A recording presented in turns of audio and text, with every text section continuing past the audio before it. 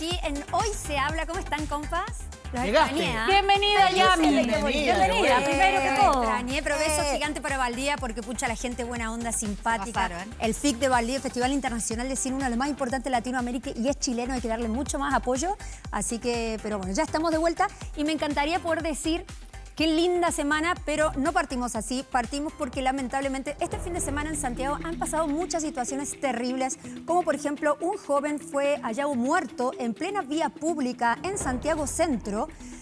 Aún los motivos se desconocen, pero la verdad es que viendo las imágenes es estremecedor directamente la frialdad con la que esta gente actúa.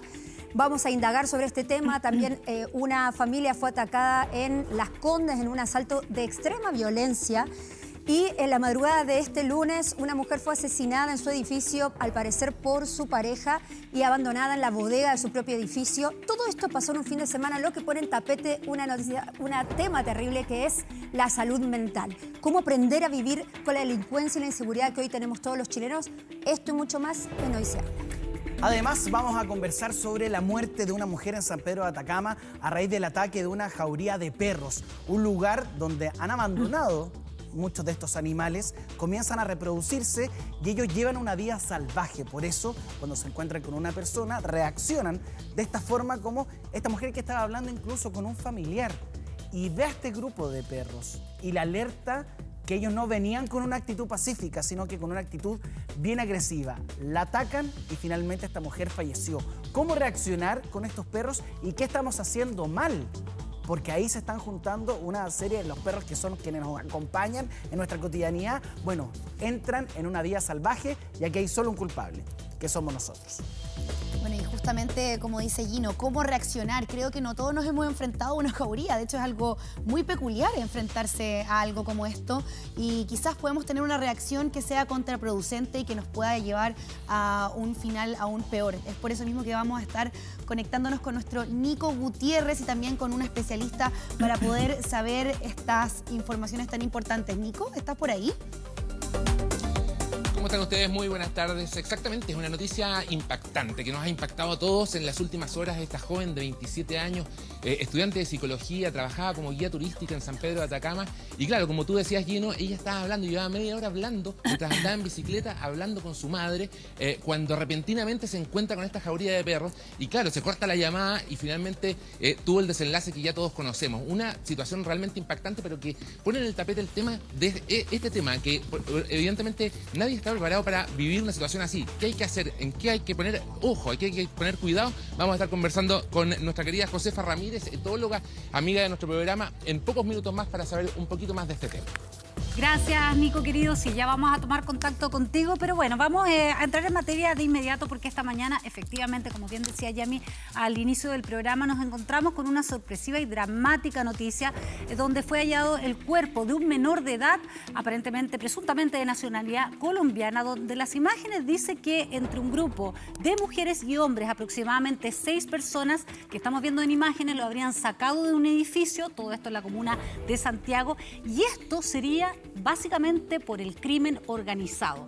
Antecedentes nuevos que queremos analizar porque efectivamente todo este tipo de delitos que nosotros no estábamos acostumbrados en nuestro país, que cada vez son más frecuentes, tienen a la población tremendamente en alerta. Este joven, estas imágenes son más o menos de las 6:40 de la mañana, donde de una manera descarada lo sacan del edificio, lo dejan en la vía pública en calle Tucapel Jiménez, lo abandonan, luego una persona ve esto, se acerca, le toma el pulso y se da cuenta de que tiene una herida de bala en el pecho y se traslada inmediatamente a Carabineros para dar esta información para que Carabineros llegue al lugar donde constatan la muerte de este joven fallecido colombiano de tan solo 16 años. Para esto vamos a conversar con el teniente de Carabineros que ya está con nosotros, teniente Daniel Merino. Gracias por acompañarnos. ¿Cómo están? Bienvenido. Bueno, qué pena tenerte acá en el estudio para este tipo de temas y presentar esto. Primero que nos actualices efectivamente si esta información que hasta ahora es la que está más o menos confirmada es un menor de edad de nacionalidad colombiana. Y cuando estamos hablando del crimen organizado, ¿a qué estamos haciendo referencia? Bueno, no es grato comenzar una semana con este tipo de noticias. Más aún porque son hechos gravísimos los cuales no podemos normalizar y por eso también el impacto que genera a nivel nacional.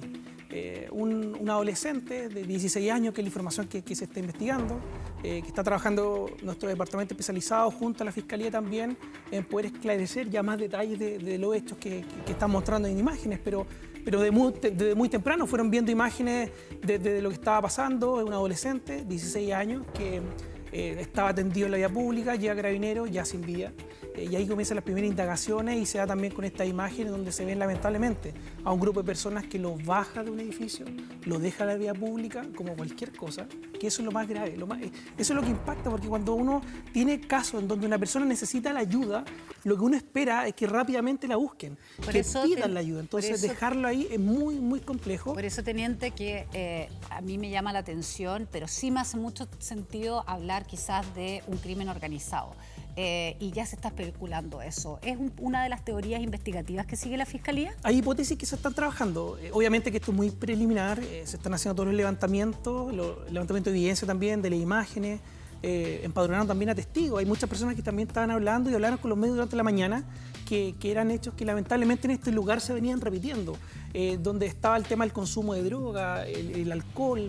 Ahí habían procedimientos anteriores en este lugar donde también trabajó la Policía de Investigaciones por temas de homicidio y extorsión. Entonces hay características que darían que estarían operando grupos y eso se está investigando. Sí, es que Ivette además mencionaba algo que es súper importante, que son estos nuevos delitos, donde siempre se nos genera la impresión de que, pucha, lamentablemente los delincuentes van un paso más adelante que las policías y nosotros mismos para poder combatir la delincuencia o protegernos de ella. Porque esto tuvo una evolución. Bien temprano fue un cuerpo hallado en pleno centro de Santiago. Luego vimos estas imágenes y aquí, o sea, hay un desprecio a la vida terrible de personas que como si nada sacan un cuerpo y lo dejan ahí a plena luz del día. Más Y se encima. confirma el homicidio. O sea, Exactamente. acá hay intervención una de confusión terceros. no es. Exacto. No es una confusión. Entonces, uno con esto dice, chute, ¿qué va a pasar mañana? El temor evidentemente va a estar presente en todos. Bueno, de hecho, y lo hemos conversado hace mucho tiempo, cuando partió el tema de la evolución del delito, que esto no es algo que viene hace poco, sino que ya hace un tiempo, por lo menos hace una década, la Fiscalía lo ha dicho, que ha habido una evolución en la forma de delinquir en Chile, el tema de la violencia en Chile. Antiguamente no estábamos acostumbrados a este tipo de homicidios, a este tipo de delitos. Normalmente, y lamentablemente, el homicidio que ocurría acá también era de sujetos conocidos. O sea, se conocían entre ambas personas. Estaba el prontuario, había una cierta catástrofe. Y el delincuente chileno tenía una característica de que partía con delitos menores y después en el tiempo iba avanzando en el nivel delictual. Hoy nos encontramos que no, que hay un quiebre muy drástico, que son muy violentos rápidamente. Por supuesto que también nos impactan más, ¿cierto? Y esta importación, por así decirlo, del delito es súper triste, pero también cada vez nos impactamos porque ahora vemos adolescentes involucrados. ¿Cómo la policía se está haciendo cargo en el sentido de adelantarse a estas importaciones, a estos crímenes cada vez más violentos? ¿Cómo se están armando ustedes para lo que se viene? Que lamentablemente, al parecer, seguirían veniendo cosas que aún no sabemos ni imaginar. Y eso es muy buena consulta. ¿Por qué? Porque muchas veces las personas creen que no se está haciendo nada o que vamos muy atrás de la delincuencia. Pero ya hace mucho tiempo, por lo menos el Carabineros de Chile se estaba preparando para esta mutuación del delito, tanto en el nivel del perfeccionamiento y la capacitación de nosotros mismos, para conocer también modos operandi distintos que no estábamos acostumbrados, con trabajos internacionales también con otras policías del mundo, que ya vienen con esto hace mucho tiempo. Entonces también levantando esa información y aprendiendo también de lo que estaba pasando en otros países para poder llevarlo acá. La incorporación de tecnología. Hoy es muy importante la incorporación de tecnología y conocer cómo se comporta el delito a través de las denuncias, con la data, con Big Data. ¿Qué tecnología usan? Nosotros tenemos modelos que lo que hacen es levantar toda la información que se recabe de la denuncia y te georreferencia en un mapeo cómo se está comportando el delito, en qué horario, quiénes son también los tipos de delincuentes, los sectores, el perfil del delincuente, el perfil de las víctimas, teniente, para poder distribuir los recursos que sabemos que hoy en día también son escasos. Sí, eso también hay que decir. Eso es una realidad, pero también, de hecho, el fin de semana escuchaba a la ministra Toac hablando justamente de cómo se estaban desempeñando carabineros, que siempre iban probando métodos nuevos, un montón de cosas que el público y nosotros no lo sabemos, por supuesto. Pero, por ejemplo, en el caso del femicidio que ocurrió esta madrugada con esta chica que fue abandonada en la bodega del Menos 3 de su propio edificio, que al parecer era su pareja. ¿Qué pasa con eso? Porque eso tampoco, digamos, está dando muchos resultados si es que están haciendo algún tipo de estrategia diferente, porque los feminicidios siguen aumentando, esto sigue sucediendo, las mujeres, hay 1000 casos de denuncia donde están avisando y están denunciando y no les hacen caso y pasan resultados como el de hoy. ¿Qué se está haciendo al respecto con el tema del femicidio? No, y ese es un hecho, obviamente, que gravísimo porque nos pega a todos. Lo que comenzamos también, esto fue el día de ayer, en donde una adolescente, una joven de 20 años que perdió la vida en manos de un delincuente que le disparó en un -3 y después de día inclusive un vecino la encontró. Obviamente que son delitos que causan mucho temor en toda la gente. ¿Cuál es el problema y lo difícil de esa prevención? Es que muchas veces si falta la información o son intramuros, es complejo poder detectarlos antes. Cuando uno levanta la información y están los mecanismos para poder levantar la información y que se toman medidas también, por ejemplo, de protección, son medidas cautelares que trabaja la Fiscalía, que trabaja el Ministerio de la Mujer y de Género, que trabaja en nuestras áreas especializadas también. Nosotros tenemos una Dirección de Derechos Humanos y Protección a la Familia que también tiene medidas y toma medidas también para poder entregarle una protección especial, pero muchas veces cuando está la información es bien complejo de poder hacerlo, de poder levantarlo. Entonces, por eso también se hace un trabajo comunicacional importante para que las personas también confíen en las instituciones, que sabemos que es muy complejo, entendemos muy bien también lo complejo que es denunciar a alguien. Pero ahí hay otro problema, teniente, que no tiene que ver con Carabineros, tiene que ver también con el funcionamiento de las leyes y también con los tribunales de justicia, porque obviamente que cuando se pide una medida precautoria sobre una persona que ha hecho una denuncia y efectivamente el tribunal dice, bueno, orden de alejamiento, etcétera, Carabineros yo entiendo que no tiene todo el personal como para poner en cada casa de una mujer violentada una patrulla, ¿ya? Y se entiende eso. Pero así todo yo quiero ir al punto que lo escuchaba hace un rato. Se está usando tecnología, están haciendo medidas distintas, pero no sienten que igual están llegando, quiero ser súper honesta, porque en el fondo la sensación que hay de la gente en la casa es que igual nosotros hemos tenido que cambiar nuestro estilo de vida porque la delincuencia ha cambiado. Y usted decía algo sumamente importante, se han importado delitos. Eso significa también que lamentablemente han entrado por nuestras fronteras delincuentes que han traído otro tipo de delitos y que acá nadie lo dice como con todas sus letras. O sea, han llegado, así como llegó gente muy buena, también por nuestras fronteras han entrado delincuentes con delitos mucho más violentos. En Chile no había sicariato, en Chile no había el nivel de asesinatos a sangre fría como estamos viendo en las imágenes y hoy día somos nosotros, la gente civil, el que tiene que encerrarse. Entonces acá hay un trabajo, hay algo que no está funcionando. En las fronteras están pasando los delincuentes, el nivel de droga que está pasando por la frontera también es súper grande y siento que falta, o sea, ¿qué tecnología se está utilizando que no se logra detectar eso? ¿O hay un trabajo de inteligencia que es el que no está dando resultados? Y yo iría un poquito más atrás, porque el diagnóstico que acabas de hacer es un diagnóstico real. Y es lo que está pasando y lo que se está sintiendo. ¿Por qué? Porque ya hace varios años se ha ido importando el delito y eso es verdad.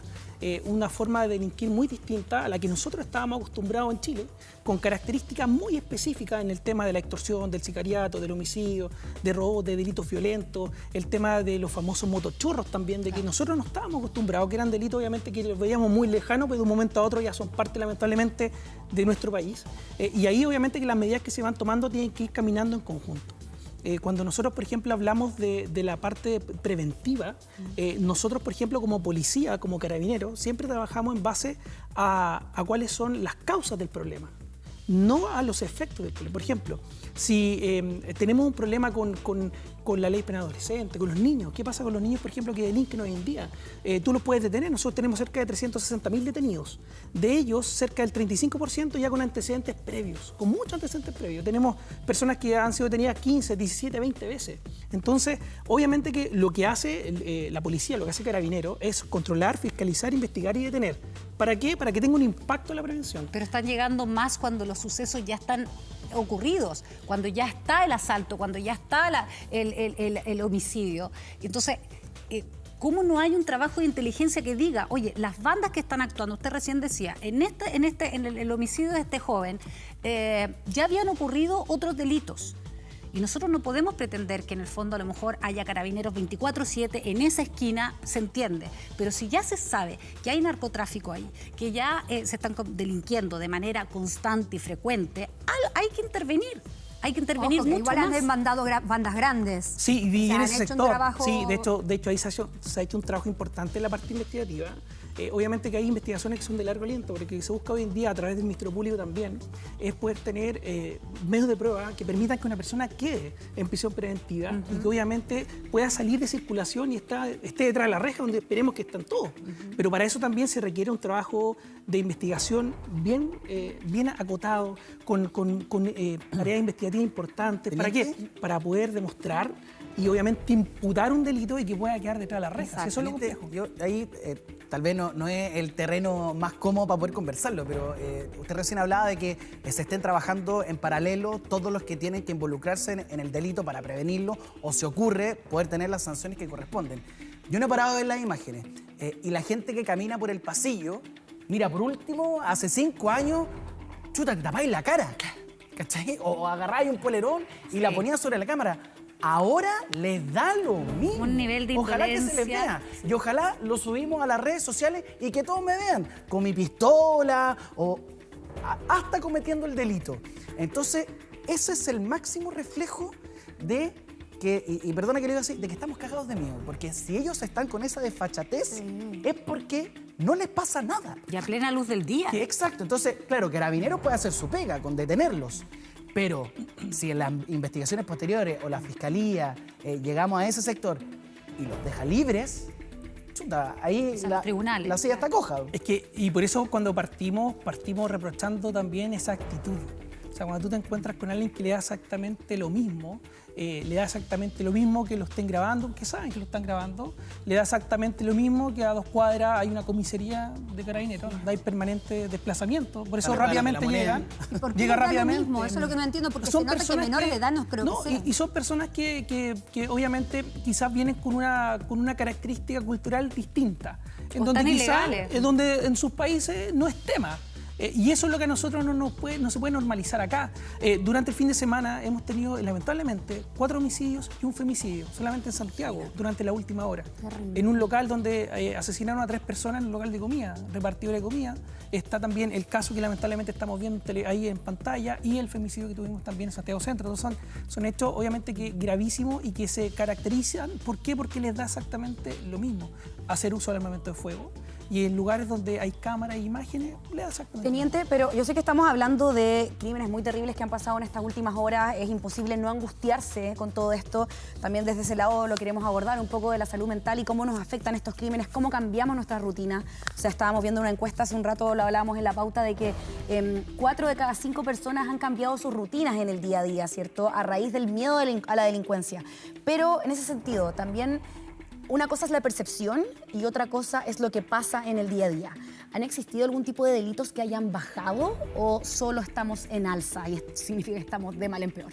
Y muy buen punto. Acá hay muchas sensaciones, las sensaciones de inseguridad. No estoy viendo normalmente que hay delitos que son violentos, que lo estamos compartiendo, lo estamos conversando en familia, muchas veces en los medios de comunicación. Pero uno analiza desde 2 puntos de vista. Un lado es la estadística de lo que está pasando realmente en Chile, con delitos que obviamente son violentos pero han ido a la baja. Y son delitos que causaban mucho temor, como el robo violento de vehículos, que durante un tiempo teníamos más de 1.700 casos. Hoy día no supera los 700. Obviamente Sí, no pero está ahora fácil ninguno. roban al Pero scooter. es que allá voy, para allá voy. Que el delito siempre va mutando, porque las estrategias de intervención buscan poder bajar la criminalidad en ciertos delitos. Obviamente que se están focalizando con recursos, etcétera. Y obviamente que empiezan a hacer otros. Y lo conversamos la semana pasada con el tema del delito que a través de un vehículo roban un scooter, una bicicleta, que es un delito nuevo, totalmente nuevo, que no se veía. Entonces, obviamente cuando uno hace intervenciones que están funcionando, cuando tú estás bajando un tipo de delito, obviamente empiezan a mutar otros. Y por eso es tan importante la forma en la cual tú los vas previniendo. Pero, por ejemplo, el tema del homicidio es un tema que ya viene en alza hace tiempo. No tan solo ahora, sino que ya viene de hace una década, viene creciendo constantemente, y además es la forma en la cual se están cometiendo, principalmente el uso de armamento de fuego, que es un imputado desconocido, muchas veces ilegal, que no hay mayores antecedentes de él. Entonces, cuando uno habla también de las medidas, de cómo tú trabajas para poder prevenirlo, siempre nosotros decimos que esto es un tema de coproducción en seguridad. Claro. Tenemos que avanzar todo, desde la prevención situacional, que está pasando también como recuperar los espacios públicos, porque cuando tú dejas un espacio público que no tiene luminaria, que está cochino, donde la gente no se siente grata en estar ahí, tú puedes generar un foco delictual en ese lugar. lugar. Por eso también hacemos el trabajo en conjunto con las municipalidades para poder levantarlo. ¿Qué pasa también con el ingreso de personas que son migrantes en lugares pasos no habilitados? Cuando uno va, y nosotros siempre tratamos de viajar harto al tema del norte del país, y es súper complejo porque son cientos de kilómetros en donde te encuentras muchas veces con familias completas. A mí me tocó verlo en lo personal, hace un poco tiempo allá en Colchane, una familia completa con pequeñitos de 3 años, que venían ya con su cara toda reventada por el frío, sin poder comer ni beber. Entonces yo les preguntaba a ellos, oye, pero ¿vale la pena exponer hacia tu hijo? Entonces, por eso voy que el problema va mucho más allá. Entonces, eso trato también de poder explicarlo, que la única forma es que podamos trabajar todos juntos para poder prevenirlo. Está bien, perfecto, porque yo entiendo que hay muchas familias que intentan llegar a Chile o Argentina, a distintos lugares para buscar un nuevo espacio de trabajo. Por supuesto de que la manera ilegal no es la manera, pero por ejemplo, cuando detienen a extranjeros que están de forma ilegal o que están de forma legal y son delincuentes igual, por ejemplo, ¿no pueden hacer una investigación para ver de dónde vienen no sé, todos los bienes que tienen, por ejemplo, y comprobar que son legales y de esa forma tener una otra forma de condenarlos? Porque finalmente lo que sucede, que lo hemos visto 1000 veces en este programa, es los detengo, como no tiene antecedentes, lo tengo que dejar libre, o como es mero, lo dejo libre, y finalmente somos todos nosotros los que seguimos aterrados y pagamos nuestros impuestos para tener la seguridad que merecemos y no la tenemos. Quiero que me responda a eso, pero tenemos que ir a una pequeña... me voy para allá, ok. Me estoy enchufando. Es que este tema igual enerva mucho la sangre de muchos de nosotros, pero queremos darte una buena noticia y una manera muy saludable es hablar de Farmacias Nopp, porque ¿sabías que la espirulina es considerada un superalimento gracias a qué? A su aporte de nutrientes. Esta espirulina en particular, además, aporta una sensación de saciedad y regula el tránsito intestinal. Encuentra este producto y muchos más en todos los locales de las Farmacias Nopp, desde Arica hasta Punta Arena y en www.farmaciasnopp.com. También en ventas telefónicas. ¿Prefiere productos naturales? Prefiere Farmacias Nopp, porque yo te quiero, como digo siempre, natural, bebé. Vamos a ir a una pausa y seguimos acá con el Teniente Medina tocando estos temas que son muy difíciles, pero que lamentablemente nos abordan a todos. Ya volvemos.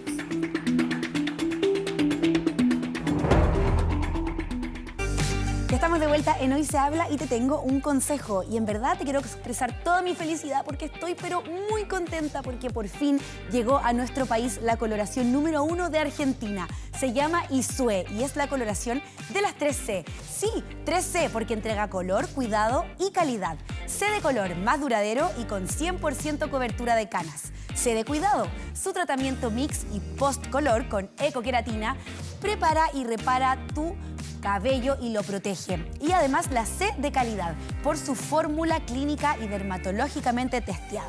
Isue es maravillosa y la puedes encontrar ¿dónde? En los principales supermercados y farmacias del país. Gino. Atentos todos ustedes porque llegaron los precios de mayoristas a Unimark con ofertas que van a salvar tu bolsillo. Detergentes Rinso Doypack 2,7 litros a 4.990 pesos cada uno. Ahorras 2.400 pesos. Y además leche Lonco Leche sin lactosa entera, descremada o semidescremada a 1 litro a 1.090 pesos cada una. No dejes pasar esta tremenda oportunidad. Unimark, el supermercado de todos. Y habíamos dejado una pregunta pendiente para nuestro Teniente Merino, que primero aclararle, Medina. no, ¿es Medina? Perdón. Acá está mal escrito. No, Ok, pero se entiende. aviso. Sí, pero soy yo. Pero primero que nada decirle también que no queremos atacarlo. Sabemos que usted está poniendo la cara por otros que deberían estar poniendo la cara en estos momentos de acuerdo a la delincuencia que estamos viviendo. Pero la duda de que cada vez que detienen a un extranjero por un acto de delincuencia o de violencia, ¿por qué no se analiza, por ejemplo, si esa persona tiene propiedades, si es legal, si no es legal, para que de alguna forma, si no tiene antecedentes, no quede liberado? No, Yamila, primero no es un tema de poner la cara o no poner la cara, sino que siempre es bueno conversar y que la gente sepa también lo que se está haciendo. Porque muchas veces vemos lo malo que está, pero es bueno también que la gente sepa todo lo que también se hace, que es bastante, y ahí los esfuerzos están pero totalmente, y de hecho por parte de nosotros ahí están todos los carabineros desplegados para que así la gente se sienta cada vez más seguro. Cuando uno, por ejemplo, analiza o hace investigaciones en parte del crimen organizado, también se trabaja en base a sus activos. Por ejemplo, el tema del lavado de dinero, todo eso también se levanta en una investigación y que obviamente después se puede incautar, decomisar y poder también quitarle eso, de que lo que venga también del delito. Por eso acá también se hacen trabajos que ya son un poquito más amplios y lo hace el Ministerio Público con las policías e incorporan a otros actores desde el Servicio de Puestos Internos, los bancos. Pero eso se hace en grande, o sea, estamos hablando de cuando son cabecillas de pero en casos más chicos no, porque eso incluye, por ejemplo, más recursos. Sí, de hecho, si lo basamos, por ejemplo, en delitos que son un poquito menores, donde hay delincuentes más cotidianos, obviamente que si se detiene con alguna especie que no es de su procedencia, no tiene cómo justificarlo, obviamente que eso se le incauta y puede pasar inclusive por el delito de receptación, que lo vemos muchas veces por los robos de teléfono. Robo de teléfono, robo de especie. Tuvimos lamentablemente un delito en Lo Barnechea durante la mañana que fue bien violento, donde un pequeñito de 9 años se encontró con unos delincuentes que estaban en su casa, que horrible también, que obviamente lo que buscan estos delincuentes es sacar todo lo que puedan vender rápidamente, lo que puedan reducir rápidamente. Entonces, cuando tú los encuentras, obviamente que también tú se los quitas y eso se pone a disposición del Ministerio Público y normalmente se devuelve a esas víctimas. O sea, acá lo que más preocupa es el grado de violencia que están teniendo. El fin de semana, la semana pasada, jueves o viernes, por el robo de un celular, mataron a una persona. Entonces, son cosas que en comerciales hablábamos. Antes, cuando uno salía, uno decía, sácate la cadenita, sácate los aritos de oro, no saques el celular cuando vayas caminando en el centro, etc. Y eso era. Hoy día esto ha cambiado y esa sensación de inseguridad, y lo más terrible de todo es que finalmente estábamos hablando hace un rato y decíamos, el tema, por ejemplo, de las encerronas. Uno llega a cuestionarse incluso qué auto te vas a comprar para no llamar la atención, para que no sea el auto que más te roben, y al final es como, yo no puedo condicionar mi vida a lo que está pasando. Y ahí es donde nosotros decimos, nos está influyendo también en un tema mental, en un tema de salud mental. Y hoy día tenemos más de 1 millón de chilenos que están con una crisis de ansiedad, de pánico, de angustia, que corresponde como al 6,5% de la población. Entonces, de verdad, yo siento que hoy día tenemos que hacer un párele, y en ese sentido hay que trabajar con la gente que, por un lado, están las organizaciones, Carabineros, qué sé yo, etcétera, pero también hacer algo en temas de salud. Y Beth, y es algo súper importante además porque estábamos hablando también de que los chilenos hemos cambiado incluso nuestras formas de comportarnos y es imposible también no reaccionar ante lo que vemos en redes sociales y lo que vemos también en los medios, y es por eso mismo que queremos asociarlo un poco al tema de salud mental, cómo podemos un poco defendernos también con eso, y es por eso que nos vamos a contactar con una experta. Saludamos a Claudia Barrera, ella es médica psiquiatra y también es CEO del grupo CETEP. Hola, ¿cómo estás, Claudia? Hola, muy buenas tardes, muchas gracias por la invitación. Gracias a ti por contactarte con nosotros, porque la verdad es que necesitamos también tus consejos. ¿Puede ser de que podamos asociar finalmente esta sensación de inseguridad y el aumento de los delitos y que afecta a nuestra salud mental? Sí, efectivamente es así. Y mira, la pandemia del COVID permitió hacer la asociación muy científicamente de estas dos situaciones. ¿Por qué? Porque estuvimos 2 años viendo muchas noticias en red y también en canales formales de noticias, y hubo en muchos países investigaciones que pudieron demostrar la asociación entre la mayor cantidad de veces que veíamos las noticias y sintomatología ansiosa y depresiva, tanto en adolescentes como en adultos. O sea, mientras más veces veíamos noticias que podían ser como tristes, agresivas o que daban susto, había mucho más sintomatología de depresión y de ansiedad. Y eso mismo es lo que sucede con estas situaciones que efectivamente son violentas, que provocan susto y que provocan ansiedad. ¿Doctora? Se asocian a síntomas de salud mental, y eso para los médicos, para nosotros no es ninguna novedad, en realidad se demostró científicamente con lo del COVID, pero para los médicos no es ninguna novedad, porque efectivamente se sabe que el trastorno de estrés postraumático, que es una sintomatología ansiosa muy intensa, que también puede presentarse con síntomas depresivos, desde hace muchos años que se sabe que ese cuadro se puede presentar por sufrir una situación violenta, pero ¿Doctora? también por ser testigo de una situación violenta, o incluso de escuchar a una persona querida, a un pariente que cuenta una situación violenta y uno se la imagina. Y de ahí la persona empieza a tener estos síntomas de forma recurrente. Sí, doctora, es muy cierto lo que dice, porque si uno no ha sido víctima de la delincuencia o tienes algún familiar o un amigo que sí lo ha sido y te puede contar detalles, y evidentemente eso va a influir en la salud mental de todos. Pero cuando uno llega al extremo, y no sé si extremo es la palabra adecuada, porque yo creo que muchos lo hacemos, de cambiar tu vida por la situación que estamos viviendo en términos de la delincuencia, ¿eso te puede llevar a un cuadro de depresión o un cuadro de ansiedad? Sí, efectivamente hay un grupo de síntomas que se llaman los síntomas evitativos que están asociados a este cuadro como de estrés por el trauma. Están asociados, como les decía, a síntomas ansiosos, a síntomas depresivos, y un tercer grupo de síntomas tiene que ver con todos los síntomas evitativos. Uno empieza a evitar los lugares que siente que pueden ser de riesgo, a evitar las personas que siente que puede ser de riesgo. Uno empieza como a cruzar la calle cuando ve a alguien sospechoso, y eso es parte de la sintomatología. O sea, es como viene dentro del paquete de sintomatología y puede llegar a situaciones extremas en que las personas no salen de la casa directamente. Exactamente. Que se quedan Doctora, encerradas y le da mucho susto salir de la casa. exactamente, justamente ahí ese es el punto que quería tocar, porque mucha gente que no le toma el peso por ahí a la delincuencia, a la inseguridad que hoy vivimos, dice, ay, no seas tan exagerada, no es para tanto, es en distintas comunas, ¿no? Y pasa que esta situación se vive todos los días. Me pasó hace poco tiempo que tuve un intento también de robo en mi auto, y como vivo asustada, supe cómo zafar de la situación. Entonces, quiero que usted explique cuáles son las consecuencias realmente que trae mentales el tener algún tipo de pánico, de ansiedad, de problemas psiquiátricos de la salud mental, porque, por ejemplo, trae lagunas mentales. Hay muchas consecuencias que la gente no mide después de vivir un trauma como este. Sí, efectivamente existe como todo un conglomerado de síntomas que tienen que ver con este nerviosismo permanente que puede presentarse en forma como de base, pero además tener crisis de angustia en las que uno además revive la situación de violencia que sufrió uno o que supo o que fue testigo. Además de eso empieza uno a presentar síntomas como de problemas para dormir, que puede ser insomnio, que te cuesta quedarte dormido, o que tienes pesadillas y despiertas en medio de la noche con mucho susto porque estás reviviendo la situación.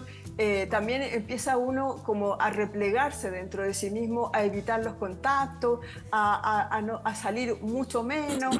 De repente las situaciones que antes te parecían entretenidas ya dejan de parecerte entretenidas y en realidad te empiezas a quedar dentro de la casa.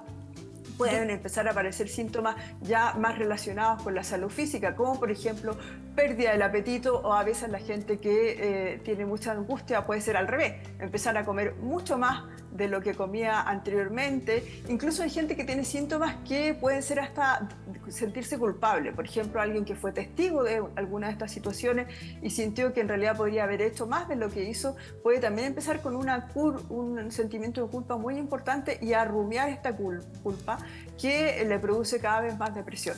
Además de síntomas como irritabilidad, estar menos tolerante. Doctora, eso después dígame. Ya, ahora le quiero llevar a otro tema que nos pasa a las mamás, ¿ya? Y que de repente es tan difícil manejarlo porque uno trata de no ser exagerada, de verdad. O sea, ya mi hijo es como, mamá, relájate, si no va a pasar nada. Yo creo que todas las mamás pasamos por esta misma frase de nuestros hijos. Mamá, relájate, si no pasa nada. Pero la verdad es que la angustia que a uno le queda cuando tus hijos salen en la noche, y son jóvenes, uno entiende que quieren salir a carretear, que quieren ir a la fiesta, al recital, etc. A mí me pasa que cuando salen, yo definitivamente no duermo. No duermo, o sea, hasta que yo no siento que llega el último a la casa, no puedo descansar. Y de verdad que siento que no debiera ser así, porque al día siguiente yo trabajo y me despierto como si estuviera apaleada, como que no hubiese dormido nada. ¿Qué aconseja usted, doctora, para esas mamás, que somos quizás un poco aprensivas, pero que yo siento que hoy día, como está la vida y la inseguridad, no es que seamos tan exageradas? Sí. Mira, el tema de las madres y los padres en relación al susto que tenemos con los hijos frente a todas estas situaciones es complicado, y es importante saber que va a depender mucho de la edad del hijo. Evidentemente, cuando los hijos son más pequeñitos, uno puede explicarles ciertas situaciones, siempre explicarles cómo cuidarse. En el fondo hay que explicarles cómo cuidarse en la calle, cómo cuidarse en las redes sociales, que es un tema tremendamente importante.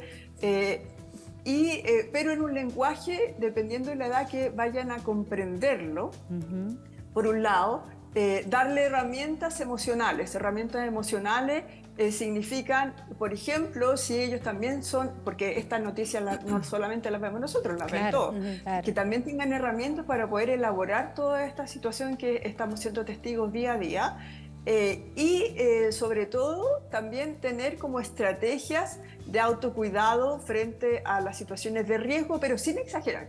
O sea, sí, porque de alguna manera, como vimos al principio de la entrevista, el estar hablando mucho de esto o el mostrarlo mucho también produce angustia. Claro. Entonces la idea es Es poder psicopatía. enseñarle a que se cuide en la calle, pero de una forma en que no sea una exageración, porque eso también puede producir, sobre todo en ciertas personas que son un poco más vulnerables o más pequeñitos, en los niños más pequeñitos, también puede producir cuadros de angustia. Entonces, Doctora, como todas las cosas que tienen que ver con la parentalidad, hay que tener un equilibrio muy estratégico en ese tema. Doctora, precisamente de eso mismo quería hablarle de los equilibrios, porque quiero llevar un poco este tema a un ámbito más personal. A mí me pasa de que mi abuela, que nos está viendo, nos ve todos los días, mi abuela tiene 94 años y siempre el tema de la delincuencia fue para ella algo muy, muy impactante porque sufrió un robo muy violento en su hogar hace muchos años atrás y para ella siempre era hay que cuidarse de la delincuencia, Y es parte un poco de esta población vulnerable que usted estaba hablando y que también cuando se expone a las noticias le termina haciendo más daño. ¿Qué podemos hacer nosotros como acompañantes de personas, ya sea de la tercera edad o de niños, para que estas temáticas que están tan presentes en el día a día no se transforme en angustia y en un cuadro que pueda deteriorar su salud mental a larga? Sí, hay dos cosas fundamentales. Uno, reducir la exposición. Porque como vimos al principio, ya hay estudios claros científicos a través de todo el mundo que muestran que mientras más exposición uno tiene a estas imágenes, produce más angustia y más síntomas en relación a la salud mental. Entonces, ojalá reducir la exposición a lo mínimo necesario. Y dos, brindar como estabilidad emocional, contención emocional. Porque en el fondo uno tiene que demostrarle a las personas que existe una realidad que es la que uno está viendo en la pantalla o la que están sufriendo otras personas, pero que la realidad de él en ese momento es que está rodeado de personas, es que existe mucho cariño, es que estamos aquí, pasémoslo bien, estemos en el aquí y en el ahora y disfrutemos este momento de contención. O sea, ojalá acompañar mucho a esas personas, sobre todo de la tercera edad, que en general, desgraciadamente en nuestro país, en general no está muy acompañada, y darle mucho cariño al final, porque la contención emocional va a hacer que la persona se centre en el aquí y en el ahora y no en todo este imaginario que puede estar desarrollando en relación a estas noticias que ve en forma repetida, por ejemplo, en la televisión. Quería consultar cortito al teniente, porque sobre lo que dice la psiquiatra, un poco es tener el cuidado con la exposición de lo que vemos y también con la vida que llevamos. Tampoco es la idea encerrarnos y vivir encarcelados porque es totalmente injusto, pero ¿de qué forma podemos prevenir alguna de estas situaciones? Yo sé que es imposible del todo, pero al menos algunos datos. Me pasó cuando tuve este intento de robo en mi auto, que encima yo iba a un lugar y después no me animaba a volver a mi casa. ¿Qué se hace en esta situación? ¿De qué manera puedo ayudar a prevenir que me suceda alguna de todas las cosas que estamos viviendo? Bueno, el tema de la sensación de inseguridad, bien complejo poder combatirlo diariamente a las personas que obviamente tienen el miedo de salir, de ir en su vehículo, porque tienen miedo también que se lo puedan robar, que alguien lo pueda estar esperando, que está muy oscuro. Yeah. Siempre lo que uno recomienda y sugiere es que las personas puedan buscar rutas de trayecto en las cuales obviamente se sienta seguro, donde vaya más gente, en donde no vaya solo, en donde utilice rutas que están iluminadas, en donde sienta que hay cámaras que puedan permitir también tener una visualización permanente con la incorporación de tecnología también que se está haciendo hoy en día, en tiempo real, que las personas también puedan conversar con su familia, saber qué hago en una situación compleja. Obviamente lo que uno busca siempre es que las personas se puedan sentir seguras. Es muy complejo cuando estamos viendo, y la doctora fue súper enfática, y es muy importante lo que ella acaba de decir. Cuando uno, por ejemplo, permanentemente está consumiendo esta información, obviamente que genera la inseguridad en uno también. Y eso también es importante poder conversarlo, poder trabajarlo en casa, para poder ver qué hago yo. En el caso, por ejemplo, que me enfrento a un delincuente. Obviamente que a uno no le gustaría poder conversarlo, pero es importante hacerlo. Obviamente que uno siempre lo que vela es cuidar la integridad física, no interactuar con un delincuente, siempre detectar y buscar zonas seguras. Obviamente que lo que hacemos nosotros es siempre recomendar que la gente haga lo que se siente tranquila a hacer.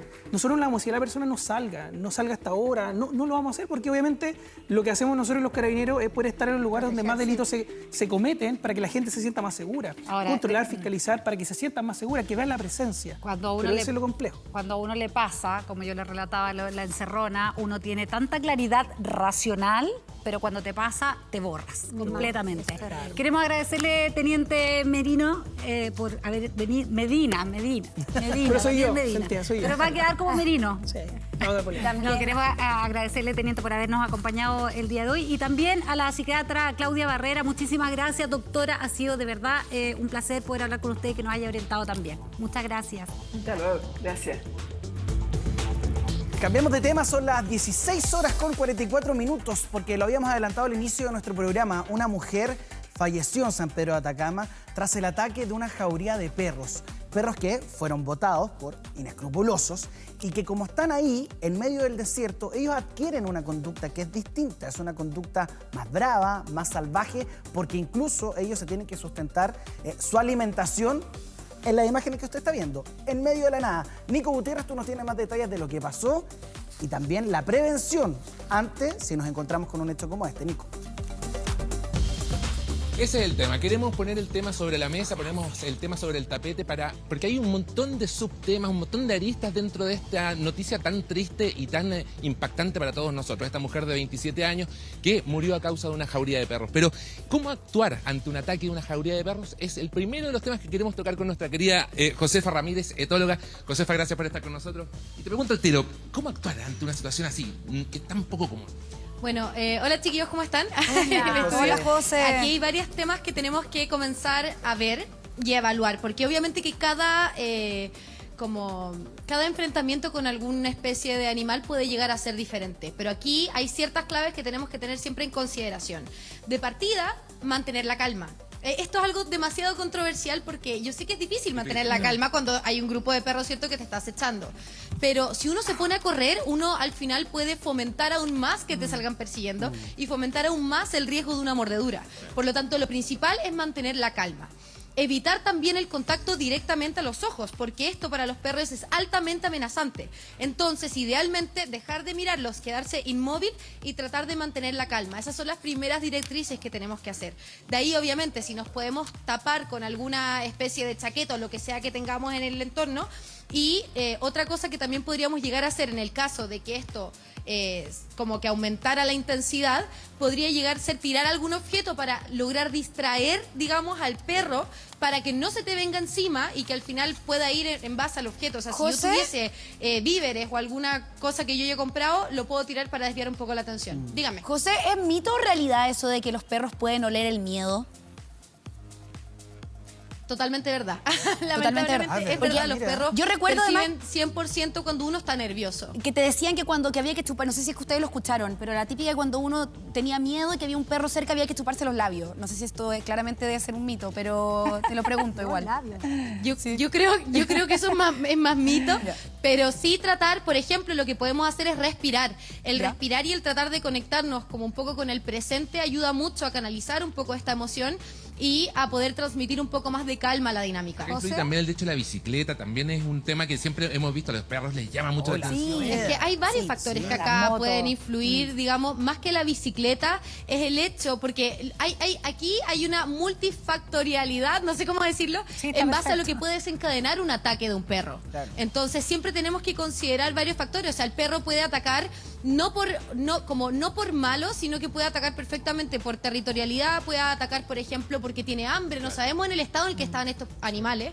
Entonces, los perros, digamos, en el desierto, tal cual como lo mencionaba Gino, es un síntoma de una problemática más fuerte que tenemos a nivel de tenencia responsable. Absolutamente. José, primero que nada, sí, otra de las formas de evitar que un perro te ataque, básicamente es no tener contacto, no mirarlo jamás al perro, por más que el perro esté enajenado. Eso es un gran dato, porque apenas hacen contacto con uno, atacan directo. Preguntarte también por qué atacan, por qué las jaurías logran atacar a una persona, porque no le ha pasado a todo el mundo. De hecho, según las informaciones, este sería el segundo caso en San Pedro, que también, como dices tú, hay un tema de tenencia responsable y que me encantaría poder hablar con el alcalde. Pero ¿por qué las jaurías atacan? Aquí pueden haber un montón de factores, como dije anteriormente, que pueden influenciar.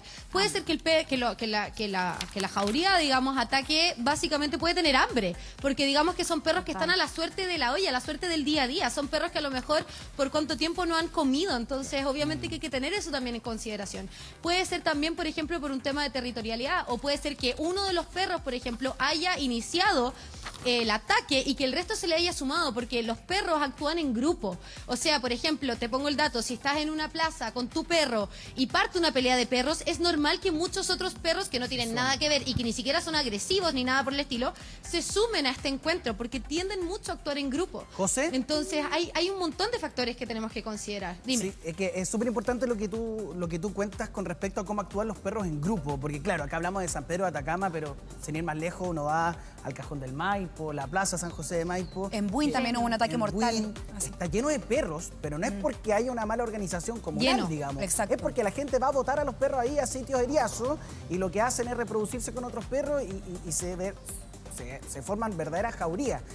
Pero no solamente en eso. Yo Exacto. quiero contar una experiencia personal. A mí me mordió un perro. Yo tenía 12 años y fue súper grave porque me mí mordió en el también. cuello a centímetros de la yugular.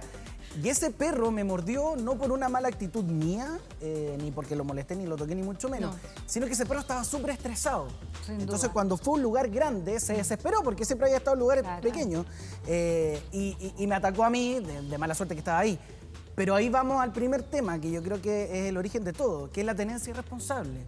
Aquí hay una mala disposición por parte de las personas que los votan, pero también las comunas se tienen que hacer parte de esto. Si está lleno de perros, como en Aquí, distintas yo creo partes de que- Chile ocurre, tienen que hacer operativos para que esto no ocurra. San Pedro está lleno. Exacto, y Llenísimo. aumentar los recursos en base a la fiscalización. Hay políticas públicas que hay que trabajar finalmente. Sí, hay políticas públicas que tenemos que poner todos los enfoques a esto y también a la educación de lo que significa hacerse cargo de otro ser vivo. Recordemos que los perros están acá por culpa, o sea, a causa nuestra, no por culpa.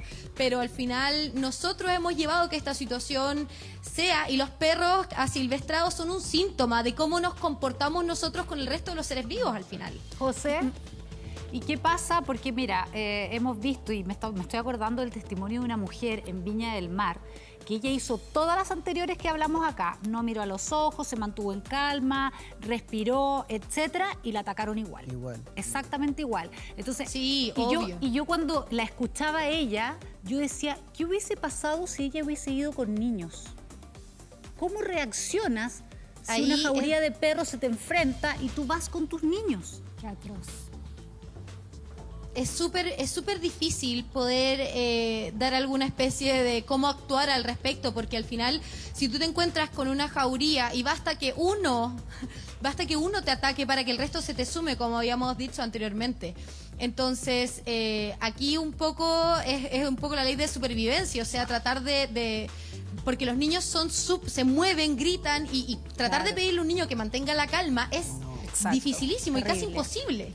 Entonces, cuando uno anda con un niño, obviamente que los riesgos aumentan. Yo creo que ahí deberíamos tratar de armar un sistema de educación en base a los colegios o de los asentamientos que están cerca de donde existen estas poblaciones de perros asilvestrados y tratar de hacer un plan de educación y de políticas públicas que puedan salvaguardar a estas personas. Definitivamente. Josefa, te queremos agradecer por tu tiempo, por tu claridad y bueno, definitivamente es un tema que va a seguir dando que hablar y del cual tenemos que aprender.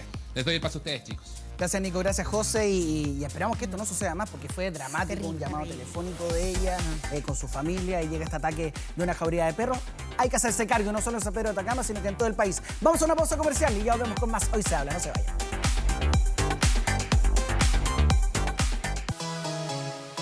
Ya estamos de regreso y ustedes saben que en nuestro programa siempre estamos muy preocupados de la salud de todos. Así que Nico nos tiene un tremendo consejo.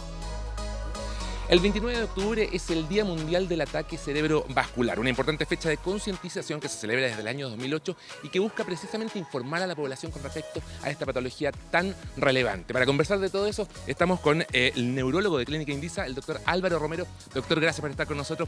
Y le quiero preguntar desde ya, ¿qué es el accidente cerebrovascular?